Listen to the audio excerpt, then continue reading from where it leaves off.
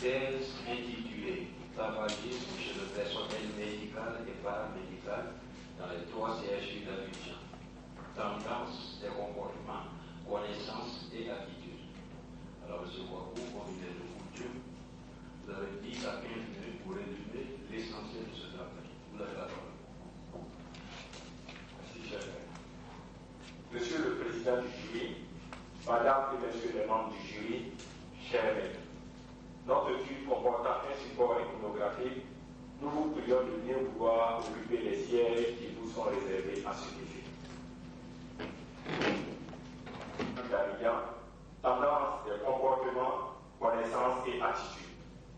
En introduction, le tabagisme est l'intoxication aiguë ou chronique au tabac.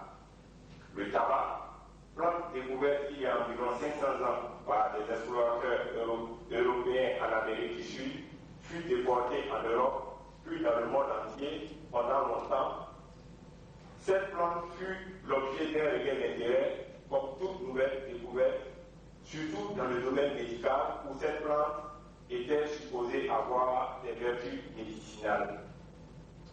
Mais cette herbe qui fut chantée et reconnue comme un des meilleurs médicaments à son époque est maintenant l'objet d'une lutte acharnée lancée par les pouvoirs publics de la plupart des pays industrialisés, car comme tout produit nouveau, de nombreuses recherches scientifiques se sont intéressées à cette herbe et l'on a découvert de nombreux effets néfastes en ce qui concerne le tabagisme industriel. Ces résultats scientifiques ont donc amené les pouvoirs publics des pays industrialisés à avoir une attitude répressive face au tabagisme par le vote et l'application effective de lois anti-tabac. Ce fléau est même considéré actuellement par l'Organisation mondiale de la santé, OMS, comme un problème de santé publique. Cette attitude a entraîné la stabilisation, voire la baisse de l'incidence tabagique durant ces 2 dernières décennies dans la plupart des pays industrialisés. Mais nous constatons avec amertume que l'incidence du tabagisme industriel, à l'inverse des pays industrialisés, est en hausse dans les pays dits en voie de développement. En effet, dans les pays du tiers-monde, dont beaucoup produisent du tabac, l'industrie multinationale du tabac est fortement implantée et les législations nationales sont quasi inexistantes. Le contenu des cigarettes en goudron et en nicotine y reste très élevé, ce qui majore les risques de maladie et de dépendance. Il n'est pas étonnant dans ces conditions que la consommation du tabac y augmente de 2,1% par an, ce qui permet à l'industrie de compenser la perte annuelle de 1% qu'elle subit dans les pays développés.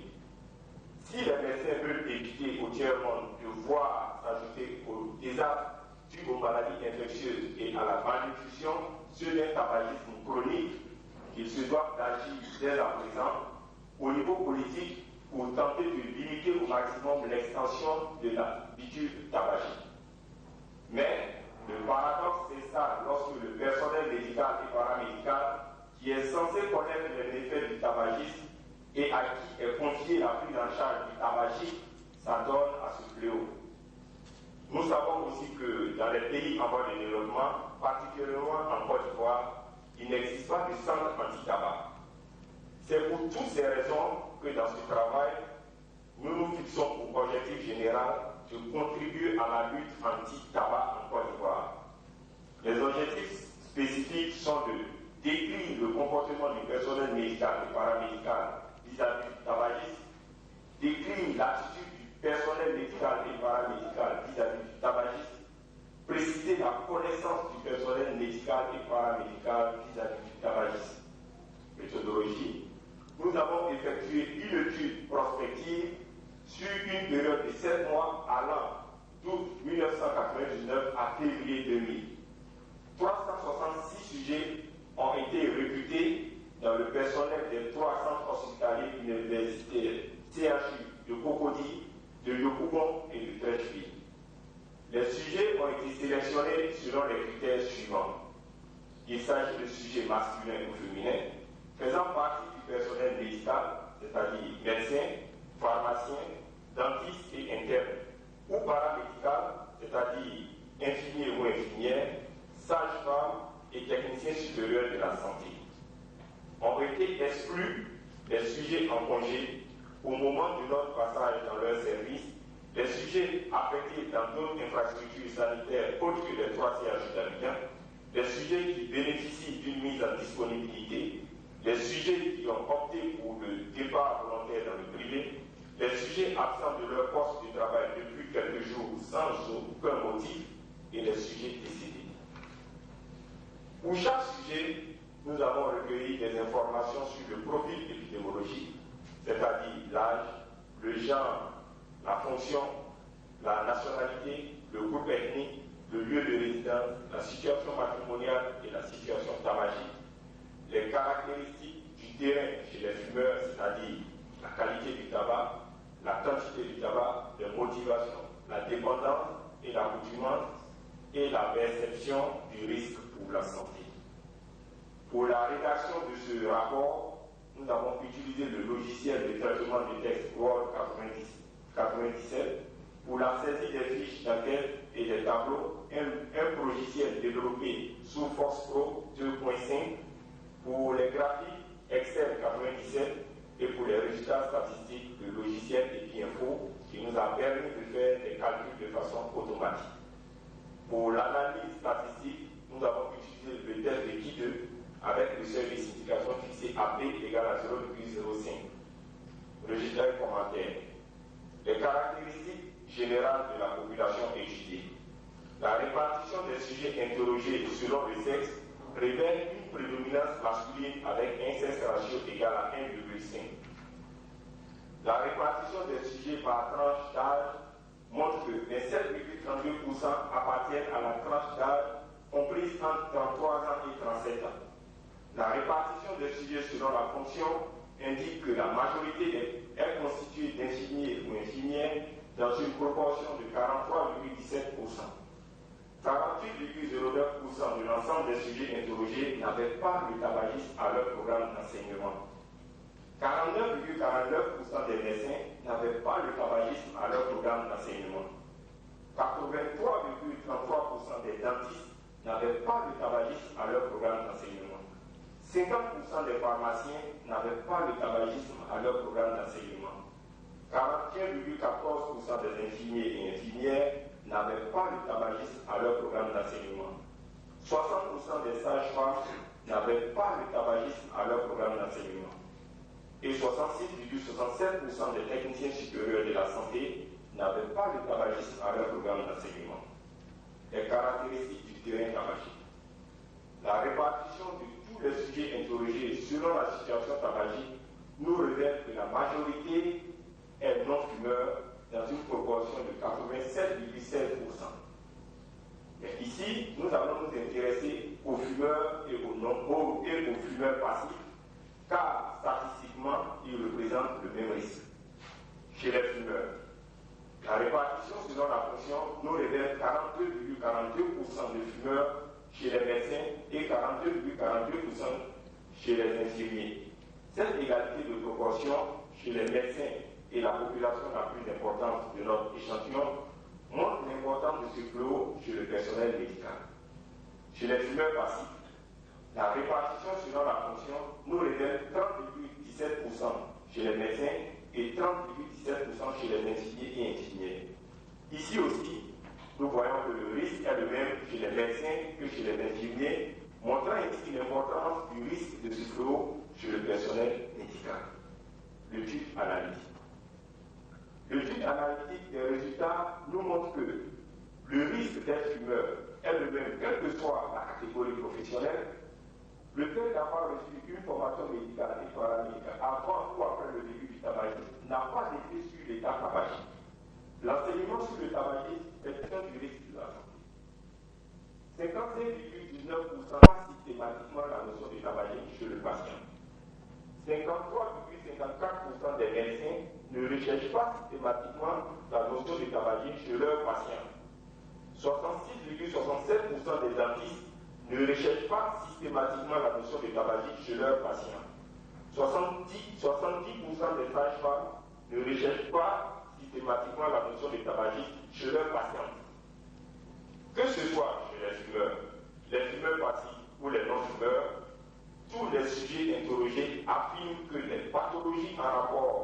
avec le tabac concernent essentiellement l'appareil respiratoire, cardiovasculaire, ORL, l'obstétrique et hématologie. En conclusion, au terme de cette étude, nous pouvons retenir que la formation médicale n'influence pas le fait d'être fumeur. Le risque d'être fumeur est le même quelle que soit la catégorie professionnelle. L'enseignement sur le tabagisme n'a pas d'effet sur le fait d'être fumeur. Le fait d'avoir reçu une formation médicale et paramédicale avant ou après le début du tabagisme n'a pas d'effet sur l'état tabagique. Une insuffisance de la formation médicale et paramédicale sur le tabagisme, une absence totale de centres spécialisés dans la prise en charge du tabagisme dans la quasi-totalité des pays en voie de développement, une absence totale de législation contre ou limitant la publicité en faveur du tabac dans les pays en voie de développement, une absence totale de législation concernant les adolescents face au tabac dans les pays en voie de développement. Proposition. Au terme de cette étude, nos propositions sont de deux ordres. Au niveau de la formation, il est tout d'abord nécessaire que les médecins et tous les agents du corps de santé soient mieux informés du tabagisme, de ses conséquences et de sa fréquence, car ils sont les premiers concernés dans la lutte contre le tabagisme. Cette formation sur le tabac doit se faire plus tôt, en commençant par le primaire et le secondaire, car l'adolescence est une population cible. Enfin, l'information, l'éducation et la communication IEC doit s'étendre à toute la population pour amener d'abord les parents à jouer leur rôle d'éducateur. Ensuite, les adolescents à savoir se défendre contre les tentations. Et enfin, les adultes à assumer leur choix. Au niveau de la législation, les médecins et les agents du corps de santé doivent promouvoir et obtenir l'interdiction de fumer à tous les personnels de santé dans l'exercice de leurs fonctions et dans les locaux des services de santé. Ils doivent travailler à tous les niveaux, en particulier au plan politique, pour tenter d'obtenir la diminution puis l'interdiction de la publicité, qui est selon nous l'un des agents actuels les plus puissants de l'extension de la consommation du tabac. Il n'y aura pas de véritable progrès dans ce sens si les gouvernants ne prennent pas eux-mêmes, en toute objectivité, une conscience digne de ce facteur de risque et ne mettent pas en place un plan national progressif. Un certain nombre de mesures d'action anti-tabac a été préconisé dans le recueil international de législation sanitaire paru en 1976 et dont se sont inspirés certains pays européens pour élaborer des mesures législatives appropriées. À l'instar des pays européens, les pays en voie de développement peuvent aussi s'inspirer de ce recueil pour élaborer des mesures législatives appropriées. Merci, chers maîtres, pour votre aimable attention.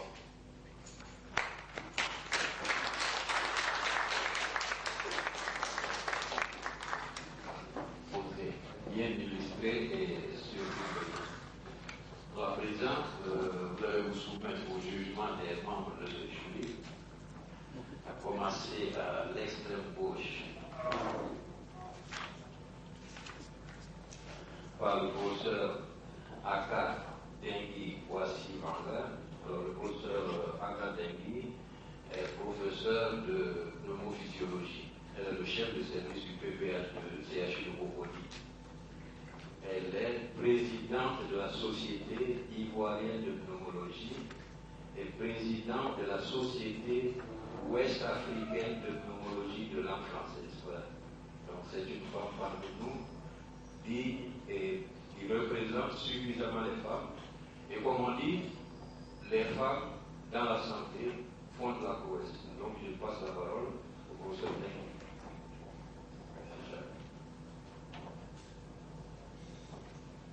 Merci, Monsieur le Président.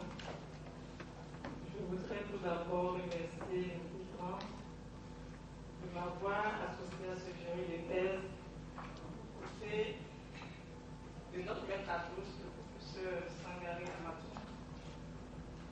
Également aux côtés de notre ami, le professeur Amani Goran, professeur de psychiatrie, et le professeur Kofi Goran, notre collaborateur. Monsieur Wakoukla, je voudrais vous dire que votre sujet m'a beaucoup intéressé. Le tabagisme sur le personnel médical et paramédical à la fois CHU. En effet, le tabagisme est inscrit dans notre programme d'activité la Société ivoirienne de physiologie. Et c'est un programme que nous allons entamer à partir de l'année prochaine, à partir de cette année scolaire, aussi bien dans les écoles, lycées, collèges, dans les universités et dans les entreprises, certaines entreprises. Cette année, nous avons décidé de faire la formation de l'information de la population sur certaines pathologies pulmonaires. Vu que ce fléau gagne de plus en plus du terrain, que les multinationales puis les pays développés, voyant leurs bénéfices réduits pour se rabattre sur les pays en voie de développement, où ils trouvent des sites faciles pour faire des bénéfices qu'ils ont perdus de l'autre côté. Donc nous avons décidé de ne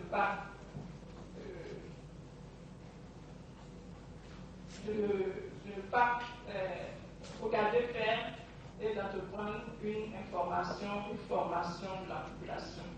Donc ce travail est un travail bienvenu. Et c'est pour cette raison que je l'ai lu avec beaucoup d'intérêt et que j'ai des questions à vous poser concernant le fond, surtout. La forme, vous avez donné une liste de 2 pages de la table, dont je ne vais pas revenir dessus.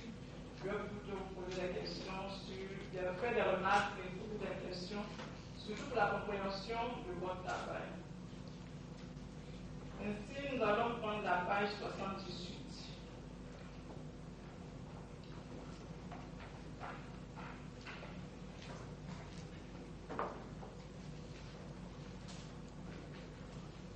À la page 118,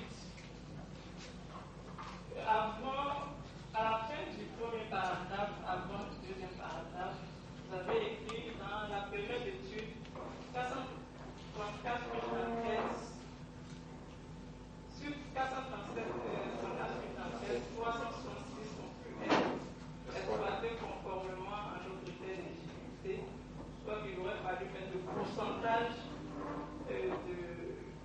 de personnes qui sont entrées dans cette étude. Merci. Je dis que je ne reviendrai pas sur les fautes d'orthographe parce que vous avez donné une liste. Bien qu'il reste encore quelques fautes. Page 83. À la page 83. À la page 83, c'est une remarque, c'est une question. Dans votre tableau, répartition des sujets selon la fonction, vous avez confondu infirmiers et infirmières. Moi, j'aurais préféré que vous séparez les infirmiers et les infirmières. Ça, je ne pense pas que les infirmières fument autant que les infirmiers. Et on sait qu'il y a beaucoup plus d'infirmiers que d'infirmières. Donc, il aurait fallu séparer pour qu'on puisse voir quelle est la proportion d'infirmiers qui sont entrés dans cette étude et la proportion d'infirmières. Merci, chef. Prenons la page 84.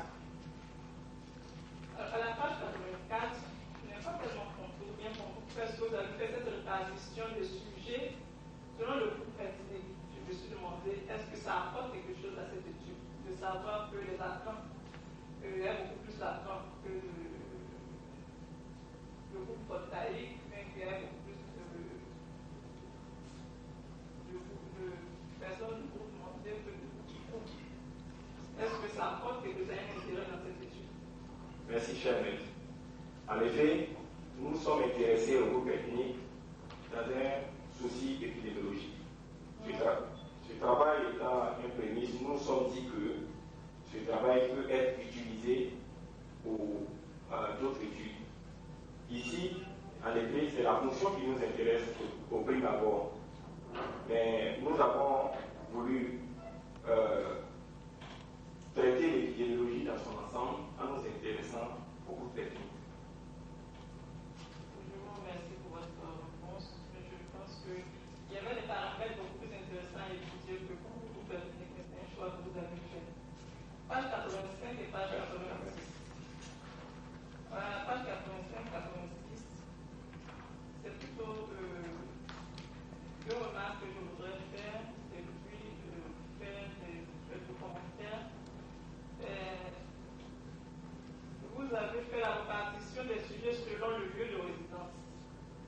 Et on se rend compte qu'à Le Bourbon, vous avez 44% des sujets que vous avez interrogés qui proviennent de Le Bourbon et 31% qui viennent de Cocody. Par rapport à Le Bourbon, dans votre commentaire, vous avez ce que vous ne trouvez pas, et même dans le groupe des fumeurs également, on a une proportion plus importante de sujets qui viennent de Le Bourbon, mais vous avez dit que vous ne trouvez pas, vous n'avez pas trouvé d'explication à cela. Autant dans la motivation, quand vous avez posé la question pourquoi est-ce que les gens fument, et dans la motivation, il y a eu la réponse. Certains ont décidé de fumer parce qu'ils avaient des amis fumeurs. On sait que Le Bourbon, c'est un quartier populeux, c'est un quartier où il y a beaucoup d'associations, il y a beaucoup de maquis, et donc ça peut s'expliquer qu'il y a beaucoup plus de fumeurs là-bas parce qu'on se retrouve dans les maquis, le voisin fume, on a envie de fumer, on lui met une cigarette, et c'est comme ça commence. Merci, cher. Bon. Ensuite, à la page 86, on reste à la page 86. Il y a une autre remarque à faire ici. La répartition des sujets selon la situation matrimoniale. Alors, vous avez fait cette répartition, la situation matrimoniale, en vous intéressant au but du couple, célibataire et non possible. Sans nous dire si, dans la vie de couple, il y avait des enfants. Parce que l'inquiétude du médecin par rapport à ces enfants, c'est que ces enfants sont soumis à un tabagisme passif et ce sont des enfants qui vont faire plus tard des infections ORL à répétition, des bronchites à répétition, et ce sont des enfants qu'on va retrouver à l'âge adulte sans qu'ils n'aient été fumeurs dans leur jeune âge. On retrouve ces enfants à l'âge adulte avec des bronchites chroniques, avec des suppurations chroniques, avec des emphysèmes pulmonaires, alors qu'on ne sait pas pourquoi ces enfants font de telles pathologies, alors que dans l'enfance, j'ai été soumis pendant 15 ans, pendant 10 ans à un tabagisme passif. Vous l'avez dit vous-même que le tabagisme passif, que vous soyez tabagisme passif ou tabagisme actif, vous avez le même risque. Donc ces enfants sont exposés au même risque. Si aujourd'hui, on a dans nos services des jeunes qui n'ont pas fumé, qui font des cancers bronchopulmonaires, on pourrait trouver leur explication dans ce passé de parents, de vie, de couple fumeurs. Merci, cher. Et j'aurais aussi voulu que pour cette répartition des sujets selon la situation matrimoniale, vous fassiez plutôt, en plus de cela, une répartition selon la provenance des sujets fumeurs, pour voir si ces couples proviennent de Le Bourbon, beaucoup plus de Le Bourbon que de la Bobo ou bien de Cocody ou de Marco.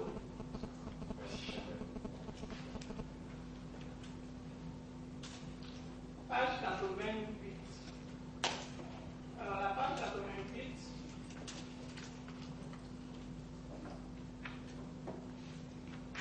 je pense que pour cette répartition, pour ce tableau, il aurait fallu peut-être associer aussi une répartition en fonction selon la définition et la connaissance des effets nocifs par rapport à la situation tabagique. Si les sujets sont tabagiques, ils savent quand même que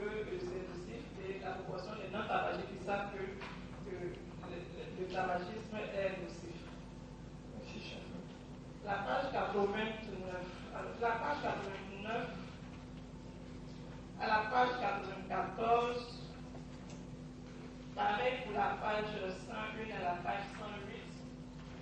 Je pense qu'il aurait fallu peut-être nous rappeler à chaque fois la proportion des sujets qui ont été interrogés pour cette répartition. Par exemple, la répartition des médecins selon la définition, selon leur définition pharmacologique du tabac. Combien de médecins ont été faits dans ce tableau, mais il aurait fallu nous rappeler cela à chaque fois. Merci, cher. De la page 95, la page 95 et la page 96. Bon, je pense que j'ai déjà fait cette remarque. Prenons la page 104. À la page 104, vous avez dit que les médecins, les dentistes ne recherchent pas systématiquement, un certain nombre de dentistes ne recherchent pas systématiquement la notion de tabagisme chez leurs patients. Alors, je voulais savoir quel est l'intérêt de cette recherche. Est-ce que c'est pour faire une éducation ou alors le fait d'être tabagique en examinant la qualité buccale, on peut avoir des informations qui caractéristiques à des sujets fumeurs. Merci, cher maître.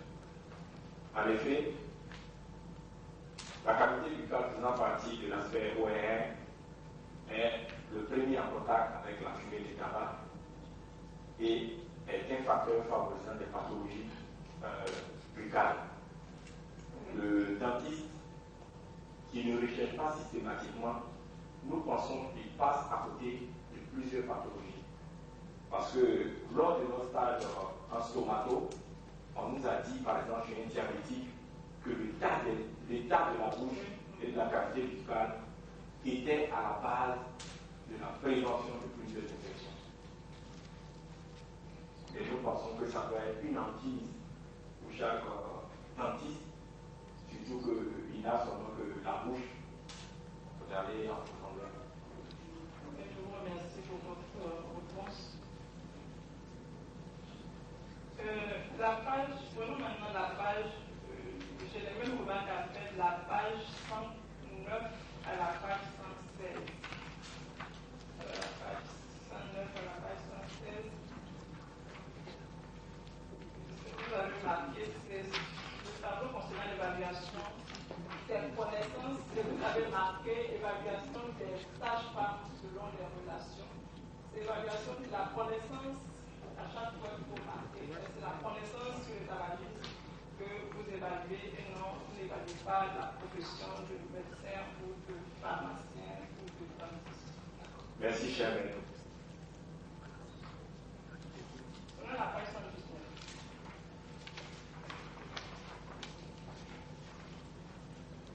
Non, c'est la même remarque que tout à l'heure, vous allez répondre à cette question. La page 121 également. C'est la même question, vous avez répondu. La page 130.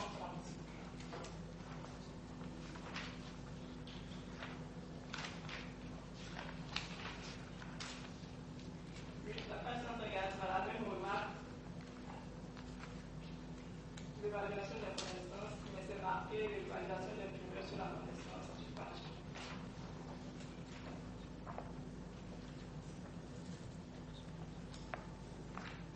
La page, on revient en arrière, la page 123. La page 123. La page 123.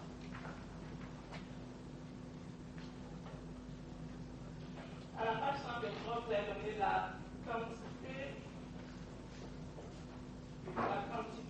qualité du tabac consommé.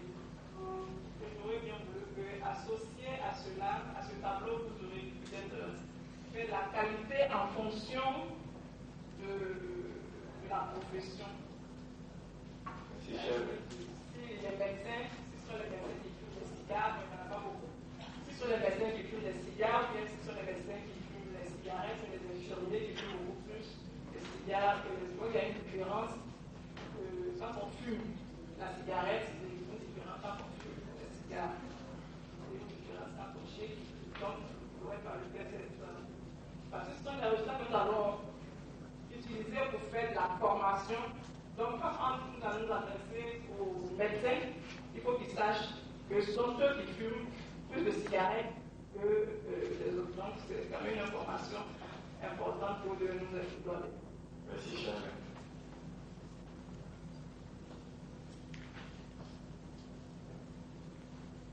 On passe à la page 124.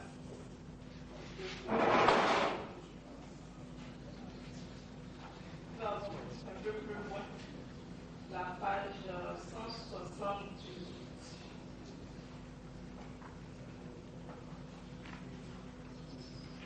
La page 178, à la page 178, c'est que vous avez marqué dans le paragraphe de quantité de tabac fumé, vous avez 12% des fumeurs qui ont une consommation supérieure ou égale à 18 paquets à l'année, ce qui est énorme. Je voudrais savoir quelles sont les pathologies pulmonaires auxquelles ces sujets sont exposés. Concernant les pathologies pulmonaires, pour nous les rappeler. Merci, cher maître. En effet, la pathologie pulmonaire la plus patente dans ce cas est le cancer bronchopulmonaire.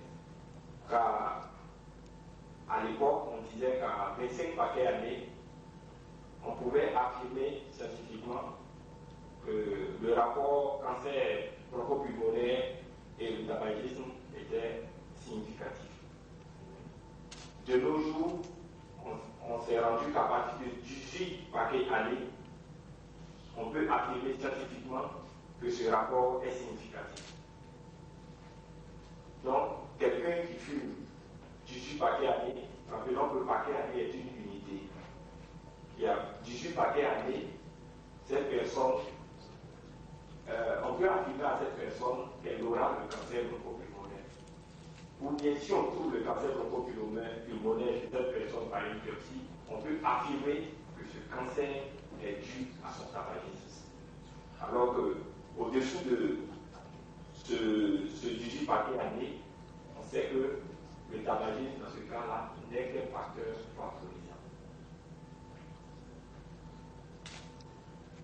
Pathologie. Autre pathologie. Autre pathologie, après le cancer, on a l'emphysème pulmonaire, on a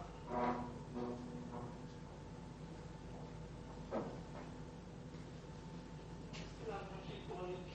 la bronchite chronique. Quelle est la pathologie la plus handicapante? Cancer bronchopulmonaire, emphysème pulmonaire. La plus handicapante, c'est l'emphysème. C'est l'emphysème. Parce que le cancer bronchopulmonaire, vous allez avoir votre cancer pendant peut-être 5 ans, puis vous allez partir avec.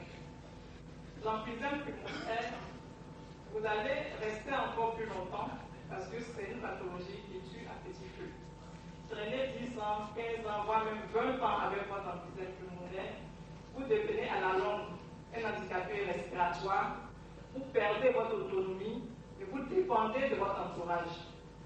Et vous allez accuser votre entourage de ne pas pouvoir s'occuper de vous alors que vous avez provoqué vous-même votre maladie en faisant la belle vie, en fumant les cigares et les cigarettes. Merci, cher maître. Bon, je vous remercie pour votre question, pour votre réponse, pardon.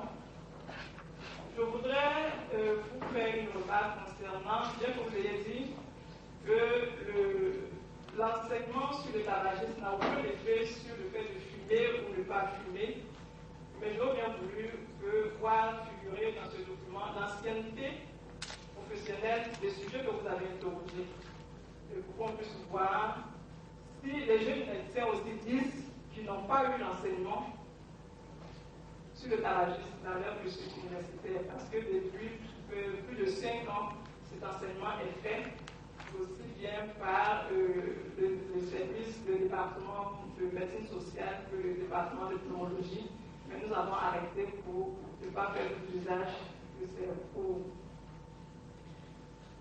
Merci, cher maître. À la page 205.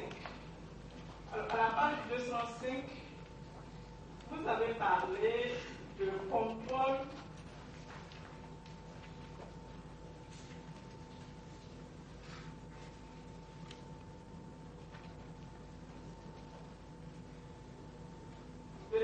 l'interdiction de la fabrication, de la vente des cigarettes contenant plus de 1 mg de nicotine ou 15 mg de coton.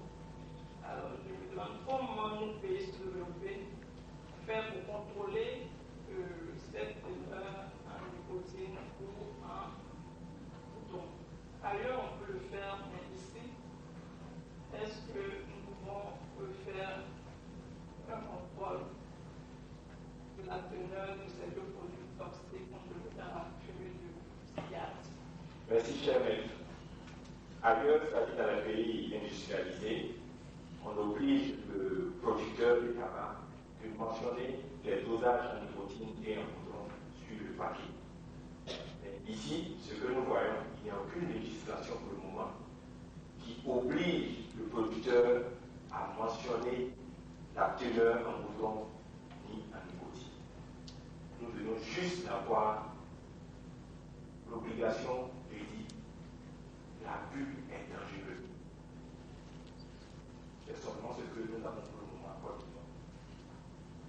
Monsieur, je vous remercie pour toutes vos réponses.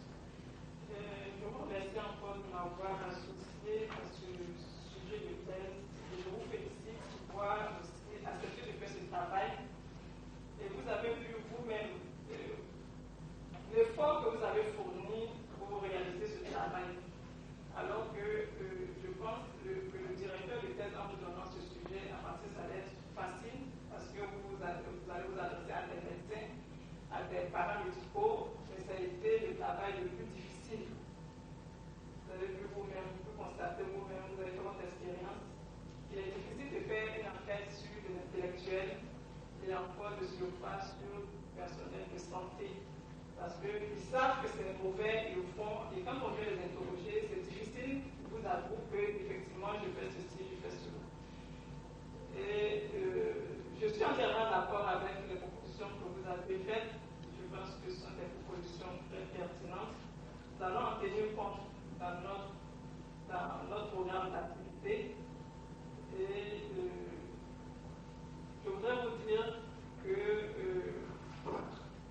durant les 7 mois que vous avez passé dans le service, pour la réalisation de votre travail, nous avons pu garder de vous le souvenir d'un monsieur sérieux, consciencieux, aimant le travail bien fait. J'insiste, aimant le travail bien fait, parce que je vous ai vu plusieurs fois au mois de juin et vous ai demandé, mais qu'est-ce que cette thèse? Vous avez dit non, madame, j'attends des documents, je veux avoir ces documents pour finir ma thèse, je veux que ce soit bien fait. Effectivement, vous avez réalisé un travail énorme, un travail bien fait, et je vous félicite pour cela. Et j'ai aussi, en discutant avec vous, vous m'avez dit que vous avez, avec d'autres collègues, essayé de créer une association, une organisation non gouvernementale pour la lutte contre le tabagisme. Je vous encourage et j'adhère aussi à ce mouvement. Et je pense qu'ensemble, la main dans la main, nous pourrons faire de l'éducation, de la formation de nos populations. Je vous remercie et vous souhaite une très bonne carrière professionnelle. Merci.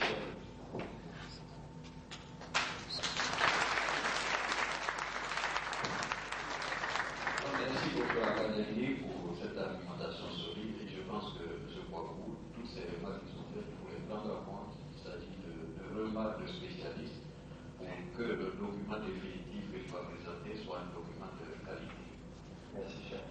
Alors, je vais maintenant passer la parole au professeur Amani Mouran. Le professeur Amani Mouran est professeur de psychiatrie et médecin-chef adjoint de l'hôpital psychiatrique de Benjerville. Il est expert en psychiatrie, près le centre de réforme des forces armées de Côte d'Ivoire, etc. Il est membre de plusieurs associations. Professeur Amani, vous avez la parole. Merci, Monsieur le Président. Avec beaucoup de plaisir que je retrouve M. Makoukla Bernard, qui m'avait été présenté il y a quelques années à l'hôpital comme étant le président. Il fallait entendre ce mot dans le sens de chef de son groupe de stage. Groupe qui s'est fait remarquer en bien à sa courtoisie, son enthousiasme, sa quête inlassable du savoir et son goût immodéré pour le travail bien fait. Tout à l'heure, le professeur a mis le doigt sur cette qualité que j'ai retrouvée à Nigeria. Ma présence dans ce jury, les aspects psychologiques du tabagisme largement développés dans la présente étude, je les perçois donc comme le désir de Monsieur le Président d'entretenir avant tout le bon souvenir de ce stage de psychiatrie. Mais en prenant connaissance de ce jury composé du professeur Sangaré, professeur titulaire de la chaire d'hématologie, des professeurs Ofingoran Bernard et Dandy Elisabeth, tous trois distingués dans leur art, à leur sérieux, leur courage, leur humanisme et leur amour pour le travail, j'ai enfin saisi la vraie mesure de l'honneur que M. Bakou Bernard avait voulu nous réserver à travers cette invitation. Monsieur le Président, merci infiniment. J'en arrive au travail proprement dit en m'attachant à la forme. C'est d'abord les quelques coquilles qui ici sont glissées que nous avons déjà corrigées à deux quand vous êtes revenus voir avec Gerville. Et nous reviendrons plus dessus. Merci. Et ensuite, la construction de certaines de vos phrases qui posent problème. C'est par exemple à la page 25, au paragraphe l'influence du tabagisme parental, la deuxième phrase, où il y a problème, les variations individuelles sont bien entendu à signaler, etc. Il y a un problème, alors je vous avais demandé de réfléchir pour refaire cette phrase, parce qu'il y a problème pour la compréhension. Alors qu'est-ce que ça a donné? Merci, cher maître. En effet, nous nous sommes rendus compte qu'il y a un problème de ponctuation. C'est plutôt des variations individuelles sont bien entendu à signaler selon la tendance à l'initiation ou au rejet de l'un ou l'autre des parents.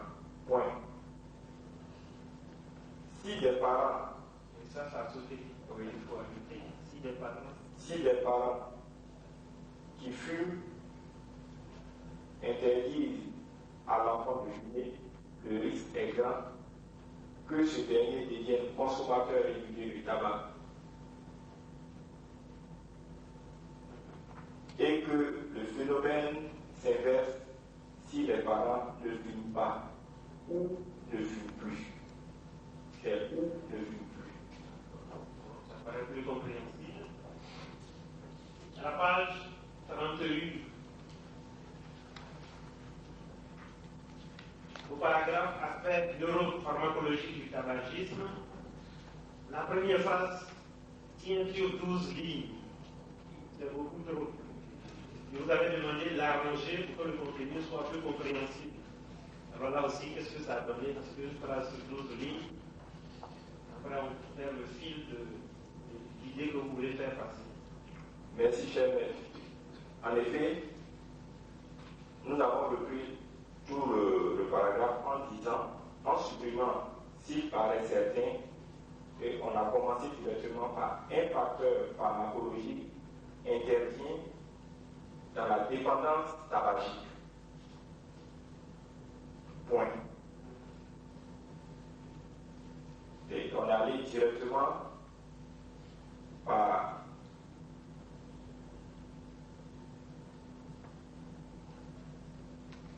mettre en jeu également des circuits. D'accord, vous gagnez du temps, vous avez réfléchi à ça, il faut revoir parce que une phrase en 12 lignes, ça pose problème. À la page 77, on passe dans la même phrase, page 77, on passe dans la même phrase d'une ligne en français à 3 lignes en anglais, complétées par un tableau en anglais. Alors, je vous avais demandé également d'harmoniser tout cela pour que votre méthodologie soit plus accessible à la compréhension. Merci. Qu'est-ce que ça a donné? Nous avons repris tout le texte en français en disant que nous avons effectué une étude de cohorte prospective sur une période de 7 mois, 12 1980 à février 2000, portant sur un échantillon composé de 434 sujets tirés dans une population estimée à 1444 sujets. Cet échantillonnage a été obtenu grâce à la loi statistique, un logiciel des Pieds-Info, qui dit que 30% de la population estimée sont nécessaires pour atteindre les objectifs de l'étude. D'accord, là c'est plus compréhensible, il faut corriger ça. Comme observation de fond, je trouve que certains termes ici que vous utilisez n'ont pas été suffisamment travaillés pour faciliter la compréhension aux non-spécialistes. Au hasard de piste, je cite les fixations de chacun. Fixation, c'est un terme qui a besoin de beaucoup plus d'explications que vous avez donné. Le bon nerf et mauvais air, ça parle de psychanalyse comme Mélanie Klein qui parle du bon sein et du mauvais sein, c'est en parallèle à ça. Et puis la signification phallique, il y a beaucoup de termes qui, pour les non-spécialistes. Ensuite, la sophrologie, vous avez cité, vous n'avez pas défini. Et des termes comme renforcement passif et négatif. C'est tout un enseignement et je me demande si les non-spécialistes auront cette facilité que j'ai, que vous avez eue en passant en psychiatrie. Je pense qu'on aurait pu travailler un peu plus ce terme. Concernant certains de vos commentaires et suggestions, vous dites à la page 176 ceci, la vie de couple influence l'état tabagique, 176. Moi je pense qu'il s'agit surtout d'un biais, car deux principaux facteurs obligent l'Africain à se mettre en couple. Le fait d'avoir un emploi stable et le fait d'exercer une fonction noble. Ces deux facteurs se trouvent réunis chez le personnel médical que vous enquêtez. Et donc je pense que c'est plus ça qui est ressorti que l'effet nocif de la vie du groupe dans le comportement tabagique. Je pense que c'est un biais. Merci, cher. À la page 177, vous dites aussi par rapport à une couronne, la dette est revenue, tout ça, vous dites ne pas trouver d'explication pertinente au fait que la plupart des sujets enquêtés habitent au Gaudi et le Couron. Et pourtant, c'est là évident quand on sait, premièrement, que le vœu de chaque travailleur d'Abidjan est d'habiter au plus près de son lieu de travail pour éviter les nombreux problèmes de transport les matins. Deuxièmement, que les 3 CHU visités sont situés à Trècheville, Yopougon et Cocody. Et troisièmement, que de ces 3 quartiers, ceux où il est plus facile de trouver un logement, c'est en excluant Trècheville, c'est Yopougon et Cocody, vous tombez sur ces deux résultats. Cocody, surtout grâce à la nouvelle extension, à Dien, Angré, à Toban, Faya, Palmeret, etc. Donc c'est ça qui est ressorti dans votre travail. Comme suggestion, vous dites qu'il faut interdire au personnel de santé de fumer dans l'exercice de ses fonctions et dans les locaux. Ça va être un peu difficile. Vous-même, vous avez pourtant bien souligné la composante psychologique et psychanalytique dans l'acte de fumer. Vous avez souligné ça, c'est très bien faux. Et c'est ça qui pose problème.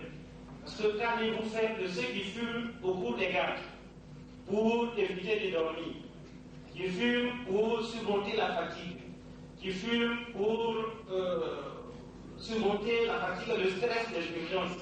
Quand les malades viennent à un moment, 1h, 2h du matin, on en a ras-le-bol, il y en a, comme ils savent le faire quand il y a un problème, ils vont aller vers la cigarette. Et surtout pour supporter l'anxiété née de la prise en charge de malades contagieux comme les Syriens. Vous voyez, maladie infectieuse a été fermée par manque de personnel pour ces problèmes d'anxiété, ou des tuberculeux. Ça pose problème parce qu'à un moment, les hommes avant d'être du corps médical, et il y a cette angoisse-là que des personnalités vont calmer en allant sans faire attention à la cigarette. Donc, et quelquefois aussi pour supporter la mort de certains malades auxquels on finit par s'attacher. Et il faudrait alors organiser la prise en charge psychologique ou psychanalytique de quelles personnes qui sont fragiles. Ce n'est pas parce qu'elles sont médecins, ce n'est pas parce qu'elles sont infirmiers que ça va leur donner une carapace. Donc, c'est bien, mais dans la réalisation pratique, ça va poser problème. Il va falloir prendre en charge psychologiquement et psychanalytiquement ces personnalités qui sont fragiles. Vous dites enfin à la page 204 qu'il faut au gouvernement prendre une conscience aiguë du risque du tabagisme pour progresser dans la lutte anti-tabac. Ça ne suffit pas. Vous pensez que les gouvernants n'ont pas conscience du tabagisme? Vous-même, si vous êtes président de la République aujourd'hui, que vous aidez à payer le salaire des fonctionnaires pendant 3 mois, une firme de tabac vous demande de faire passer quelques annonces publicitaires à la télé pendant toute cette période. Ou bien, vous aidez à détendre l'atmosphère sociopolitique de l'été actuel, si notre firme de tabac vous propose, aux mêmes conditions, de téléviser les principaux matchs de la superdivision. Qu'allez-vous répondre? Voilà les réalités du terrain. C'est bien beau de on se trouve pratiquement, surtout que toute la problématique de la lutte anti-tabac se trouve là résumée dans cette sorte de marge de manœuvre coincée entre l'urgence des besoins de la population à satisfaire et l'insuffisance des moyens financiers pour y faire face. Tout le problème est là. Quand la marge de manœuvre est coincée en ça, on ferme les yeux sur l'histoire de pas bon, on prend l'argent, au moins ça évite que le seul disant dans la rue vous dit on a un mois de salaire en retard. Voilà maintenant l'essentiel des observations peut m'inspirer la lecture de ton travail. Elle n'enlève rien à la qualité de cette étude, bien au contraire. Je te souhaite donc beaucoup de chance, une brillante carrière médicale et une vie heureuse de couple. Merci. Merci, cher.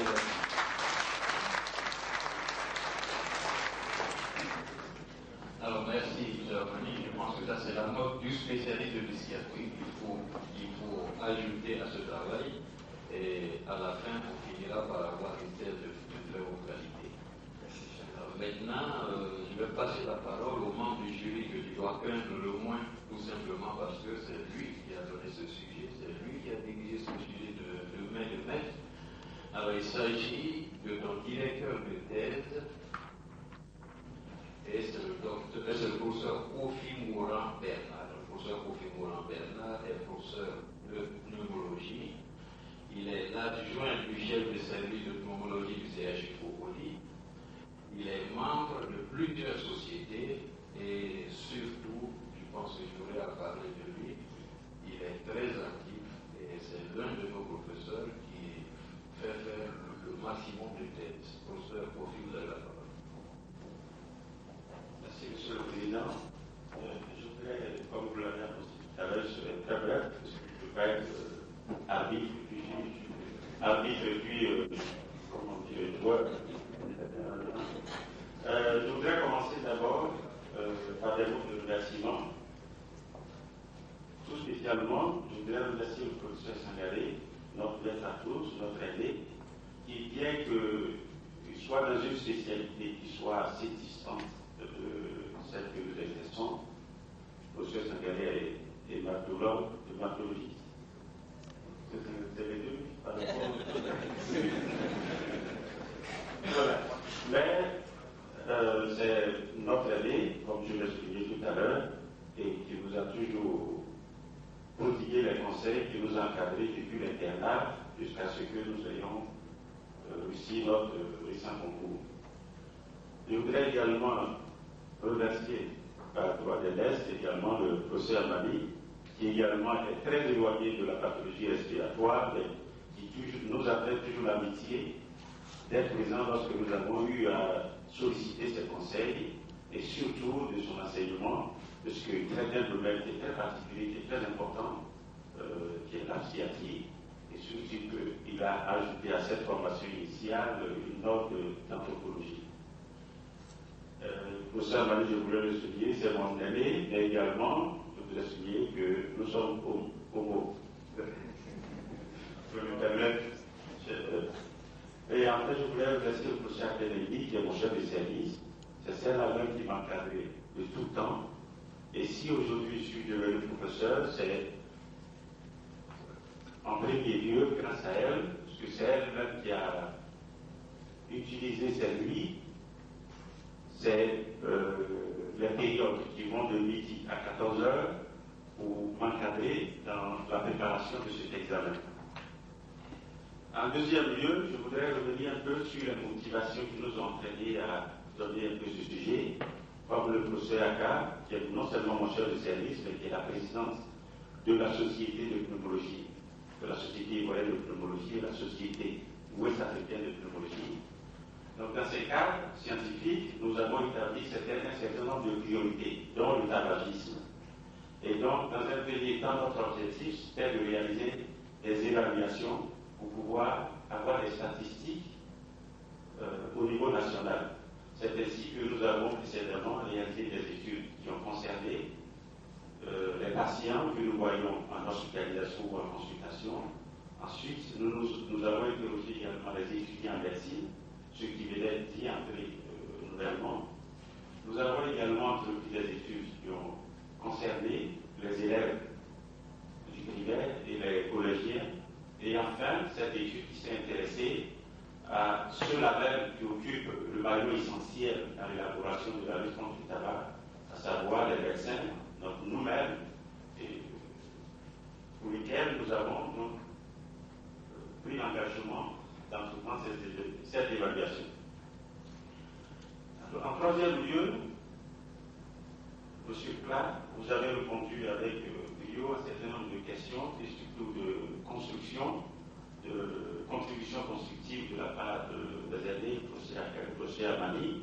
Je voudrais tout simplement revenir un peu comme contribution sur la question du professeur Aka sur le nombre de paquets années. Vous avez donné des explications, mais je voudrais que l'assistance retienne que même si au plan statistique il y a des valeurs limites, les valeurs seules pour lesquelles on dit qu'on n'a plus de risque de faire la maladie tumorale, de faire le cancer du poumon lorsqu'on s'expose au tabac.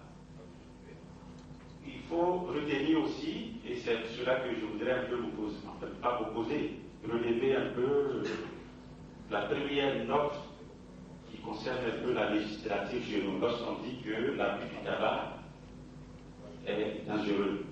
Alors en termes d'abus, vous savez que c'est très difficile de situer la limite. Pour certaines personnes, l'abus, lorsqu'on se rappelle, pour comprendre plus facilement, à l'alcool, certains c'est 2 verres, certains c'est 3 bouteilles, certains c'est un casier.